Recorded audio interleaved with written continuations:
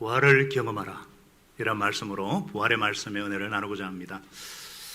코로나19가 우리에게 많은 고통과 아픔을 주고 있지만 동시에 특별한 경험, 특별한 이벤트도 주고 있습니다. 바로 다가올 미래를 미리 경험해 주고 있습니다. 어떤 것이 있죠? 온라인 계약이잖아요. 온라인 수업 방식은 미래 수업 방식입니다. 또 재택근무가 있죠. 감염 위험 때문에 직장에 출근하지 않고 가정에서 회사 업무를 보고 있죠. 온라인 쇼핑은 말할 것도 없습니다.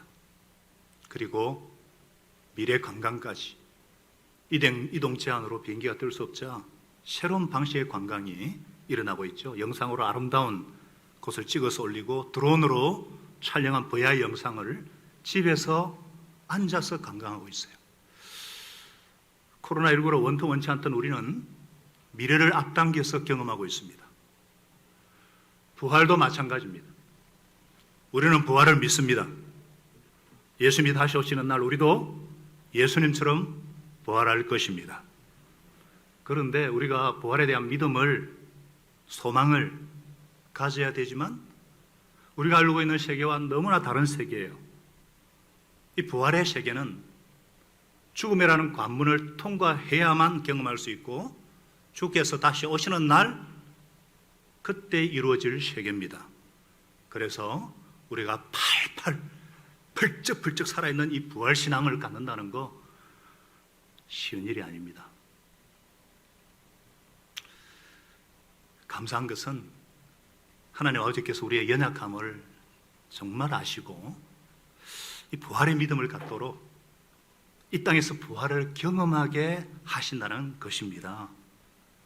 저와 여러분이 부활을 경험하면 좀 더 쉽게 부활에 대한 믿음을 가질 수가 있을 것입니다. 그러면 우리가 어떻게 부활을 경험할 수 있을까요? 먼저는 부활의 주님을 인격적으로 만나야죠. 그렇죠? 저와 여러분이 팔팔 살아있는 부활신앙을 가지려면 부활하신 예수님을 인격적으로 만나야 합니다. 어떻게 만날 수 있습니까? 말씀을 통해 만나야 합니다. 예수님의 부활은 이론이 아닙니다. 공교히 지어낸 이야기도 아닙니다. 성경에 기록된 역사적 사건입니다. 예수님은 2000년 전에 실제로 이 땅에 오셔서 창세기 3장 15절부터 약속된 모든 구약의 예언을 다 성취하셨습니다. 말씀대로 우리 죄를 위해 죽으시고 말씀대로 부활하셨습니다.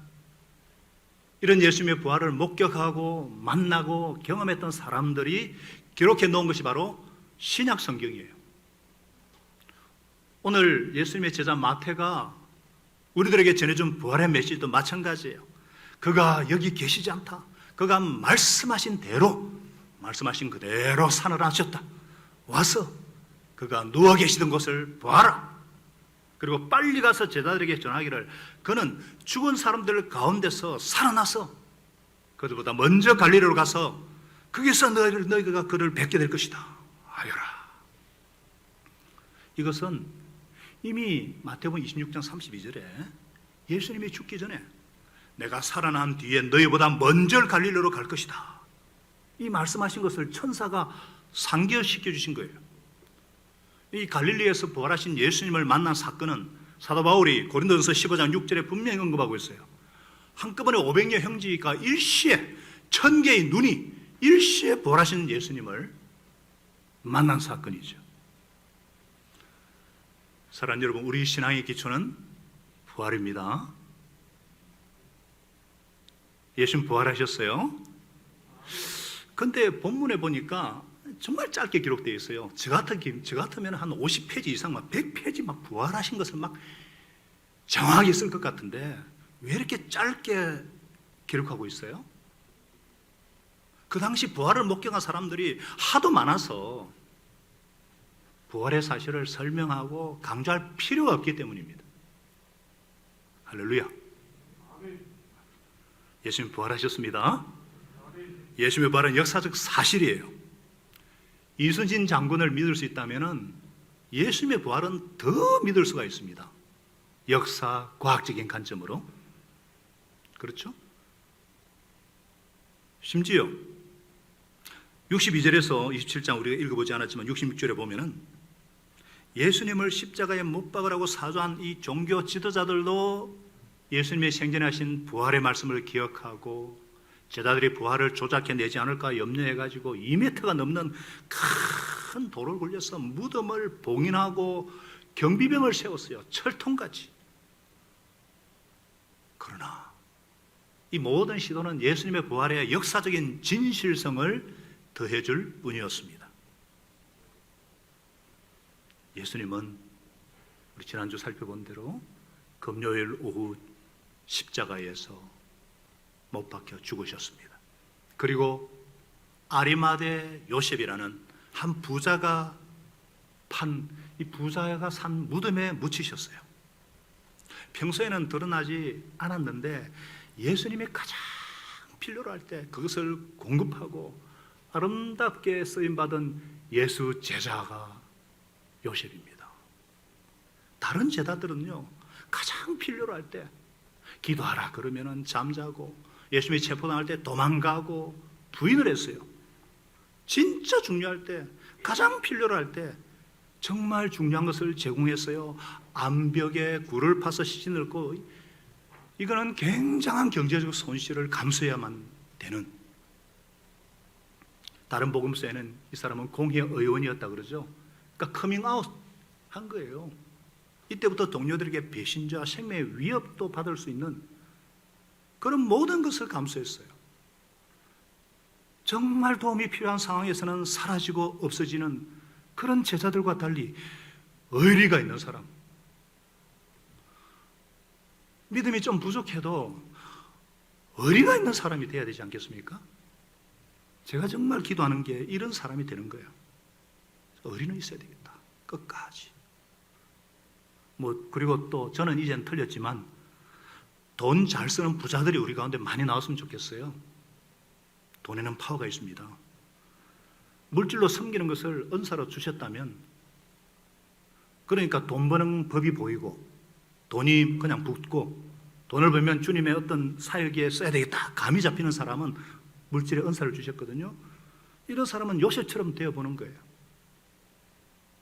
예수님의 부활에 꼭 등장하는 사람,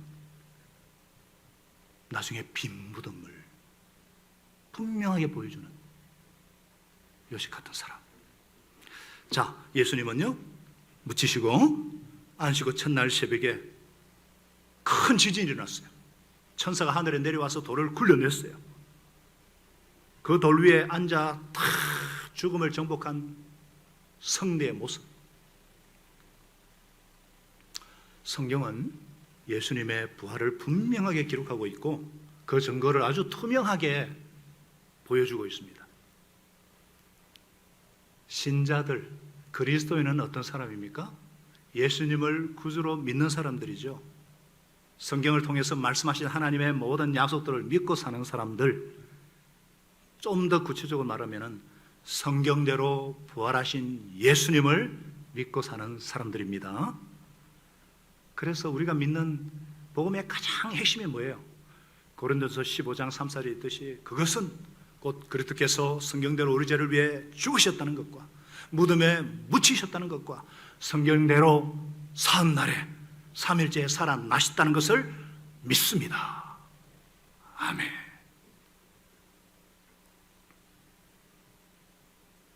여러분, 죽은 다음에 무슨 일이 생길지는 죽어보기 전에는 알 수가 없죠. 죽고 나니까 이렇더라 말할 수 있기 위해서 예수님은 부활하셨습니다. 어릴 때 달나라에는 토끼가 떡방아를 찢는다 이런 얘기를 들은 분들이 계시죠. 그리고 그렇게 그거 듣고 보니까 실제로 달나라가 토끼가 떡방아 찢는 것이 막 보이는 것 같아요. 안 가보니까 모르지. 나중에 과학자들도 달의 기후가 어떨까 의견이 분분했어요. 그런데 아폴로 13호를 쏘아올리고 우진이 달에 착륙을 해서 걸어보고 샘플을 채취해서 돌아보니까 달이 어떻더라 확실하게 알게 되죠. 마찬가지예요. 죽은 다음에 영원히 죽지 않는 몸으로 부활하신 분은 예수님 한 분뿐이십니다. 그러니까 예수님만이 죽은 다음에 어떻게 되실지 말할 수가 있고 어떻게 구원받을 수 있는지 말할 자격이 있는 분이십니다. 공자님도 석가님도 마음에도 다 죽었어요. 무덤이 있어요. 그러나 예수님만은. 그래서 저와 여러분의 신앙의 모든 기초와 근간은 부활하신 예수님이십니다. 예수님의 부활이 없으면 신앙이 무너집니다. 그래서 그리스도께서 살아나지 않으셨다면 우리가 선포하는 것이나 믿음도 다 헛되고 예수님이 부활하지 않았다면 우리가 여전히 죄가 안 돼 있고 잠자는 자들, 이미 죽은 자들 다 멸망했을 것이다. 그것도 끝이 되는 거예요. 그러나 예수님은 부활하셨습니다. 이 예수님의 부활이 우리에게 주는 의미가 뭐예요? 예수님은 죄가 없으신 분이라는 것을 증명하고 있죠. 모든 인생들은 다 죽었습니다. 성현들도 다 죽었어요. 완전한 인격의 소유자, 완전한 삶을 산 것이 아니에요. 다 죄인들입니다. 그러나 예수님은 죄가 없으셨기 때문에 무덤이 잡아놓을 수가 없었어요. 부활하지 않을 수가 없었던 거예요. 예수님은 죽은 사람들 가운데서 부활하심으로 권능으로 하나님의 아들로 확정되신 그리스도 주님이십니다. 저와 여러분의 유일한 구원자가 되십니다. 그러므로 예수님을 갓 믿기 시작하신 분들, 또 믿어보려고 하고 알고 사시는 분들, 종교라는 게 뭐 다 같은 게 아닌가? 사대 성인 중에 한 사람이 아닌가? 아닙니다. 심각하게 생각하셔야 됩니다. 예수님만이 내 대신 죽으시고 부활하신 이 예수님만이 죄와 죽음부터 구원하실 수 있는 유일한 구원자이십니다. 그러므로 말씀대로 부활하신 예수님을 나의 주님으로 영접하고 확신 가운데 주님을 예배하고 섬기시기를 부탁드립니다. 우리 성령님께서 부활하신 예수님을 새롭게 인격적으로 만나게 해 주시기를 축원합니다. 자, 이러한 이 부활신앙을 더 확실하게 팔팔하게 이 믿음이 살아있으려면 평안의 부활을 경험해야 합니다. 무슨 말이냐? 성경에서 말씀하시는 부활의 세계는 참된 평안의 세계입니다. 예수님의 부활을 통해서 그 평안을 나도 경험하라는 거예요. 예수님의 부활 소식을 들은 이 여자들이요, 무서움과 큰 기쁨이 엇갈려서 급히 무덤을 떠나 이 소식을 제자들에게 전하려고 달려갔어요. 무서움, 두려움이죠. 두려움과 큰 기쁨, 이 두 가지는 공존하기 힘든 감정이에요. 그렇지만 때로 우리가 너무 믿을 수 없는 사실 앞에서 두려움과 큰 기쁨이 함께 할 수 있어요. 소름이 돋는 전율할 것 같은 기쁨, 바로 죽음에 대한 해답을 발견한 그런 기쁨이었을 것입니다. 우리 인생에 궁극적이고 근본적인 문제가 있다면 뭐겠습니까? 죽음 문제 아니겠어요? 누구도 죽음을 피해갈 수 없습니다. 모든 사람을 이 죽음이 지배합니다. 폭군같이. 이 죽음의 권세에 굴복당하지 않을 사람이 아무도 없어요. 그래서 누구나 다 반드시 죽습니다. 우리가 연일 코로나19 확진자 사망자율이 증가되었다, 이게 전 세계 사망률이 막 나오잖아요. 어떤 나라는 16%, 어떤 나라는 9%. 사망률이 증가되었다는 이런 표현을 쓰는데 말도 안 되는 소리죠. 사망률이 어떻게 증가합니까? 안 죽을 사람이 죽었단 말이에요. 죽을 사람이 미리 당겨 죽었을 뿐이에요. 백신과 치료제가 개발되도록 그렇게 애를 쓰지만 개발되어도 그 수명의 길이를 조금 연장시키는 것 뿐입니다. 결국은 죽습니다. 그러나 예수님의 부활은 이 모든 것에 대한 해답입니다. 할렐루야. 얼마나 놀랍고 얼마나 감격적인 사실입니까? 그래서 어떤 상황에서도 평안을 맛볼 수 있다는 것입니다. 부활하신 예수님께서 샬롬, 평안하냐, 그리고 10절에 또 무서워하지 말아라. 반복해서 평안을 말씀하세요. 이 평안은 하늘나라 평안입니다. 이 땅에서 경험할 수 없는 평안입니다. 부활하신 예수님만이 주실 수 있는 평안입니다. 부활하신 주님께서 제일 먼저 주신 것이 샬롬. 평안하냐? 샬롬. 샬롬.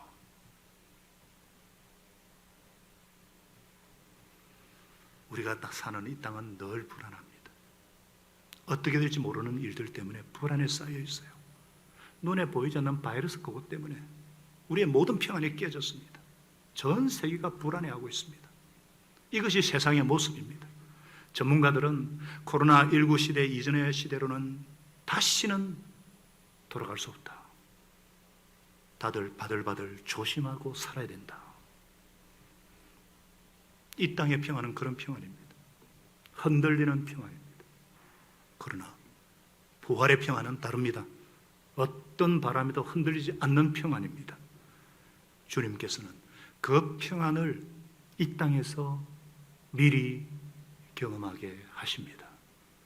이 부활의 평안을 경험하면 다시 옛날로 돌아갈 수가 없습니다. 부활을 사모하면서 살아갈 수밖에 없습니다. 그래서 부활의 평안을 경험하면 팔팔 살아있는 부활을 소망할 수밖에 없어요. 예수님이 말씀하셨잖아요. 평안을 너희에게 주노니 곧 나의 평안을 너희에게 주노라. 내가 너희에게 주는 것은 이 세상에 주는 것과 같지 아니하니 너희는 마음에 근심하지 말고 두려워하지도 말라. 찬송가 494장에 만세반석 열리니 내가 들어갑니다. 이 찬송가 가사를 작사한 분은 영국의 탐 레이디 목사님이에요. 1762년에 영국 북부 블랙돈이라는 지역을 성도의 가정을 신방하는 길이었어요. 들판을 지나는데 갑자기 비가 내리더니 천둥 벼락이 막 치면서 빗줄기가 쐬어지기 시작했습니다. 톰 목사님은 필사적으로 피할 곳을 찾아요. 그러다가 큰 바위 사이에 터진 틈이 보였어요. 그 바위 아래로 들어가는 움푹 파인 곳이 있는데 거기에서 비바람을, 천둥을, 번개를 피할 수가 있었어요. 그 순간 그 바위 아래에서 예수님께서 찢기신 몸이 느껴졌어요. 밖에는 폭우와 벼락과 천둥이 치는데 예수님의 품, 그 피난처로 들어가니까 평안함을 누릴 수가 있었어요. 부활하셔서 만세만석 대신 주님 안에 있으면 이런 평안을 누릴 수가 있구나. 그래서 떠오르는 영감을 가지고 만세반석 열리니 내가 들어갑니다. 예, 밖에서 난리를 쳐도 우리는 주님 안에서 평안의 부활을 경험할 수 있습니다. 앞으로 영원한 부활의 세계에 들어가면요, 이런 평안이 늘 넘치도록 이어지는 세계입니다. 이 땅에서도 주님이 주시는 작은 평안의 부활을 통해서도 우리는 부활의 산소망을 가지게 되는 것입니다. 그렇기 때문에 이 세상에 잠시 편안한 것에 몸을 맡기지 마시고 부활의 주님 품에 그냥 안기시기를 축복합니다. 팔팔 살아있는 부활에 대한 믿음 가지려면 회복의 부활을 경험해야 합니다. 다 같이요. 회복의 부활을 경험하라. 무슨 말인가? 회복의 부활이란 완전한 새로움, 생명이 살아 꿈틀대는 새로움의 부활을 경험하라는 것입니다. 여러분, 부활하신 예수님은 전혀 다른 모습, 새로운 모습으로 부활하셨어요. 질량과 부피는 있는데 시간과 공간의 제한을 받지 않는 몸이에요. 글로리파이드, 영광스러운 몸이에요. 고난과 아픔과 고통으로 일그러진 십자가에 죽으신 그 모습이 아니라 전혀 새로운 모습. 그래서 이 예수님께서 평안하냐 하니까 여자들이 나가서 그 팔을 붙잡고 막 절을 하였어요. 경배를 했어요. 부활하신 예수님이 샬롬 하니까 얼마나 놀랐겠어요. 부활하신 주님을 목격하는 순간 여인들이 엎드립니다. 주님의 발을 붙잡습니다. 그리고 경배하기 시작했어요. 왜요? 그분은 살아계신 하나님이시기 때문에, 그분은 전혀 다른 영광스러운 몸을 가지신 하나님이시기 때문에 그렇습니다. 할렐루야. 우리가 천국에 가면 모든 게 새롭습니다. 새롭다는 것이 천국의 특징이에요. 익숙한 것이 없고 지겨운 것이 없습니다. 하나님은 그 천국의 새로움을, 그런 부활의 새로움을 이 땅에서 우리로 경험하게 하십니다. 왜 새로움의 부활을 경험해야 팔팔 살아있는 부활신앙을 가질 수가 있을까? 이 땅에서는 모든 것이 낡아지고 부패해져 갑니다. 시간이 지나고 나이가 들어가면 다 시들해집니다. 젊었을 때 가졌던 그 싱그러움과 그 풋풋함과 그 감동과 그 감성, 그런 것은 사라지고 상처와 분노와 짜증과 아직과 고집들만 덕지덕지 붙어가지고 새로워지지가 않아요. 우리가 언제 새로워질 수 있습니까? 언제 새로워질 수 있을까요? 우리가 부활할 때 새로워질 수 있습니다. 새 노래로 찬양할 수 있어요. 그러나 이 땅에서도 하나님은 우리로 새로움의 부활을 경험하게 하십니다. 성령이 임하시면, 성령께서 임하시면 우리가 완전히 새로워질 때가 있잖아요. 물론 우리 현실은 달라지잖아요. 우리의 가정, 우리 교회, 내 주위 사람들 똑같아요. 그러나 하나님의 은혜를 주시면 모든 게 새로워지고 모든 게 새롭게 다가오고 모든 것이 새롭게 느껴집니다. 할렐루야. 찬양을 해도 늘 부르는 찬양인데 완전히 새로운 찬양으로, 완전히 새로운 감동으로 다가옵니다. 오늘 그런 감동으로 다가오지 않으셨나요? 하나님께서 부활의 새로움을 더해 주시고 입혀 주시는 거예요. 그걸 경험하면요, 우리는 다시 옛날로 돌아갈 수가 없어요. 우리가 부활에서 누리게 될 새로움을 사모하게 되는 거예요. 그래서 말씀하고 있잖아요. 우리가 낙심하지 않습니다. 우리의 겉사람은 낡아지고 후피하지만 우리의 속사람은 날로 새로워집니다. 할렐루야. 이 새로움의 부활을 경험하면요, 팔딱팔딱 살아있는 부활, 영원한 부활을 소망할 수밖에 없습니다. 또한 주님은 저와 여러분이 팔팔 살아있는 부활의 믿음을 갖도록 회복의 부활, 곧 치유의 부활을 경험하게 하십니다. 치유의 부활이라는 것은 한 번씩 우리 몸이 기적적으로 치유되는 것을 말합니다. 죽은 지 나흘에 된 나사로를 살리신 이유가 뭐예요? 예수님은 부활이요 생명이라는 것을 보여주기 위해서 장차 부활의 모습을 이 땅에서도 잠깐 보여준 거예요. 여러분, 우리가 마찬가지로 몸이 아플 때 기도하면 하나님이 기적적으로 치유를 경험하게 하실 때가 있습니다. 그래서 하나님은 우리가 부활했을 때 우리가 입게 될 그 영광스러운 부활의 몸을 미리 맛보게 하십니다. 왜 하나님은 이 땅에서 신자들에게 몸의 부활을 경험하게 하실까요? 예수님이 다시 오시면 그때 입게 될 그 영광스러운 몸, 그 몸을 사모하도록 하기 위해서. 그래서 우리가 부활하면 그때 우리 몸은요, 더 이상 아픈 것도 없고 눈물도 없고 고통도 없고 사망도 없는, 계시록에서 말씀하듯이 그들의 눈에서 모든 눈물을 닦아주실 것이니 다시는 뭐라고요? 다시는 죽음이 없고 슬픔도 울부짖음도 고통도 없을 것이다. 이런 이전 것들이 다 사라져버렸기 때문이다.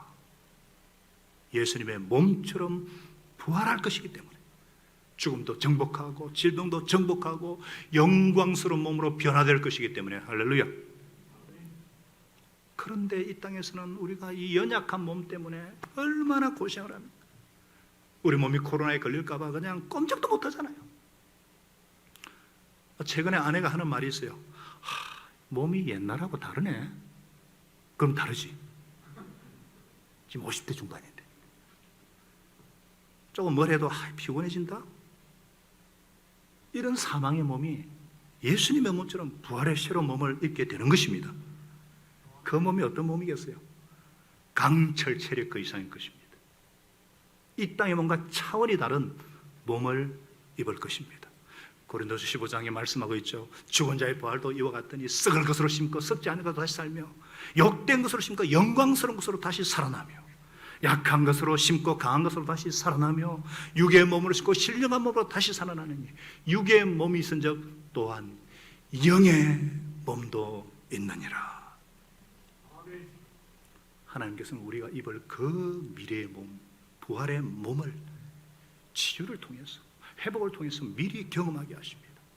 그래서 치유의 부활을 경험하셔서 팔팔 살아있는 부활의 믿음을 사모하게 하십니다. 제가 작년부터 매주 월요일마다 모이는 설교 모임, 설교 연구 모임이 있어요. 저를 포함해 4명의 목사님만 모이는데 그 중에 3분은 고신이고 저만 합심입니다. 제4영도교회 이순원 목사님이 계세요. 이 가정에 최근에 일어난, 얼마 전에 일어난 일이에요. 사모님이 작년 11월 달부터 오른쪽 귀 이상이 생겼습니다. 웅웅거리는 소리 때문에 말씀을 한마디 알아들을 수가 없어요. 예배도 못 드리고 해동병원에 갔더니 돌발 난청이라 그래서 입원하면서 치료를 받았어요. 그런데도 별 차도가 없어서 고신 보건병원에 입원했어요. 소리가 계속 울리는 이명 때문에 청력까지 떨어져 힘들어하던 중에 고압 산소 치료를 하는데 이 초짜 레지던트가 너무 강도를 세게 하는 바람에 고막이 찢어버렸어요. 계속 투여하는 항생제로 면역이 떨어지면서 대상포진까지 오게 되었어요. 귀의 고통은 계속되고 몸에 수포가 생겨서 아파하는 모습을 목사님이 너무 안타까워가지고, 게다가 다른 사람과 대화할 때 소리가 울리니까 대인기피증과 우울증까지 찾아왔습니다. 더 심한 것은 이런 현상이 죽을 때까지 갈 수 있다는 의사 선생님들의 말에 기가 탁 막히게 된 거예요. 설상가상 코로나19 때문에 면역이 약해서 아무 데도 갈 수가 없어요. 그러나 지금까지 그랬던 것처럼 부활하신 주님만 붙잡기로 결단했습니다.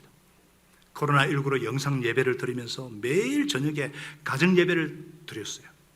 수요일 어느 날 가정 예배를 드리고 가족들을 위해 기도하는 시간에 갑자기 주님께서 좀 더 적극적으로 기도하는 마음을 주셨어요. 목사님이 일어나서 아내 양기의 귀를 붙잡고 그날 주신 빌립보서 4장 6절 7절 말씀, 아무것도 임하지 말고 오직 기도와 간구로 감사함으로 하리라. 그럴 때 모든 헤아림과 지각에 뛰어난 하나님의 평강이 마음과 생각을 지키시리라. 이 말씀을 붙잡고 부르짖으며 기도했어요. 부활하셔서 살아계신 주님, 이 딸을 불쌍히 여기시고 긍휼을 베풀어 주시옵소서. 간절히 기도하고 두 손을 아내 귀에서 떼는 순간 사모님 귀가 뻥 뚫리는 느낌을 받았다는 거예요. 여보, 방금 내 양쪽 귀가 뻥 뚫려서. 근데 이 이순원 목사님 굉장히 젠틀맨이고 조심성이 많으신 분이거든요. 그날 저녁에 그냥 넘겼대요. 소리를 내보고 하고 싶었지만 귀가 울리면 통증이 찾아오니까 그냥 참았어요. 다음날 아침 아내에게 소리를 내겠어요. 근데 사모님이 안 울려요. 소리가 안 울려요. 안 아파요. 뻥 뚫렸어요. 할렐루야. 목사님 너무 기뻐가지고. 안 당해보니까 별 감동이 없으신데 진짜 놀렐루야예요. 할렐루야. 그날 이후로 지금까지 정상으로 들리는 거예요. 이전의 고통이 사라진 거예요. 부활의 주님께서 기도에 응답하신 것입니다. 통증만 사라진 것이 아니라 이 대인기피증이든 사모님 변해가지고 성도들에게 기적을 간증하는 사모님이 되어가지고요, 목사님 가족뿐 아니라 제4영도교회 가면 온 성도들에게 지금 부활의 소망을 붙잡게 하시려고, 그래서 평안의 부활을 경험하게 하시고 회복의 부활, 치유의 부활을 경험하게 하신 것입니다. 사랑하는 여러분, 우리도 부활을 경험하기 위해서 기도하지 않겠습니까? 수요일 저녁에 새벽 기도에 오래 달 가정의 달을 맞이해서 그 가정의 그 여러 가지 문제들 염려 대신 기도하십시다. 부활의 주님께서 우리 안에 평안을 주시도록, 우리의 영혼과 육신을 새롭게 하시도록, 우리 몸을 치유해 주시도록 기도하십시다. 그래서 우리의 삶에서 부활을 경험하고 팔팔하고 활기찬 부활의 소망으로 살아가게 하시기를 살아계신 예수님의 이름으로 축원합니다.